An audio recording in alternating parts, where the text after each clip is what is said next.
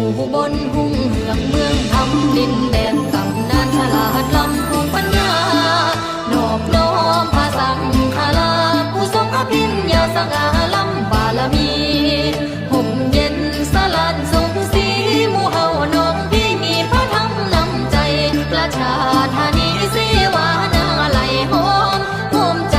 เย็นวันกันมาน้อมวัฒนาให้ยืนมันนิรันดรสุคนท่ามาลีเต็มแป้งโบละบัวในโฮมหวนส่วนทรงเสื่อนที่ลมยุดสมัยดังเทียนทำเปลวทองส่องประกายเลื่อนไกลรัศมีทั่วไทยแสงเทียนแสงปัญญาเลือที่ลำที่รำนำส่งเทพเทวาออกลงมาห่วงเป็นพยานอนุรักษ์สืบสารงานประจำปีป้า